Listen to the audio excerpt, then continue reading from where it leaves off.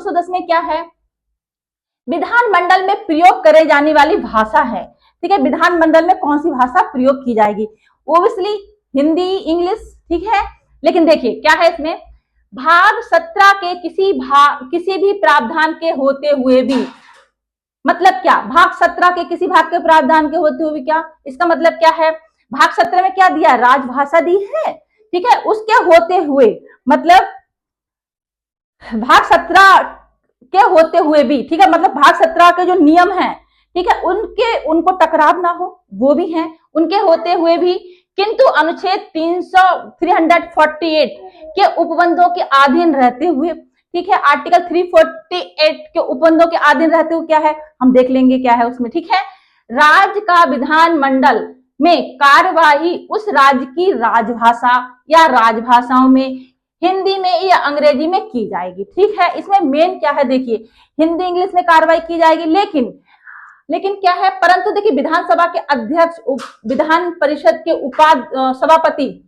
उनके कार्यवाही या फिर उनको कोई कार्यवाही किसी ऐसे सदस्य को जो इन भाषाओं में उनको मतलब सहजता ना हो, बोल ना पाते हो, समझ ना पा रहे हो, ठीक है, अपनी अभिव्यक्ति व्यक्त ना कर पाते हो, तो वो क्या करेंगे, तो उनको अनुमति दे दी जाती है। ठीक है, आप अपनी भाषा में अपनी बात रख लीजिए। तो मेन आर्टिकल में यही है। ठीक है,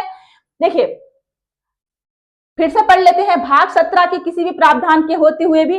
किंतु अनुच्छेद 348 के उपबंधों के अधीन रहते हुए, अनुच्छेद 348 में किस तरह के उपबंध है हम देख लेंगे। ठीक है, देखिए राज्य का विधानमंडल में कार्यवाही उस राज्य की राजभाषाओं या राजभाषाओं में या हिंदी में अंग्रेजी में की जाएगी, परंतु विधानसभा के अध्यक्ष या विधान परिषद के सभापति या उनका कोई कार्यवाहक, ठीक है, ऐसे सदस्य को जो इन भाषाओं में से किसी में पर्याप्त अभिव्यक्ति नहीं कर पाते, ठीक है, तो अपनी मातृभाषा में सदन में अनुमति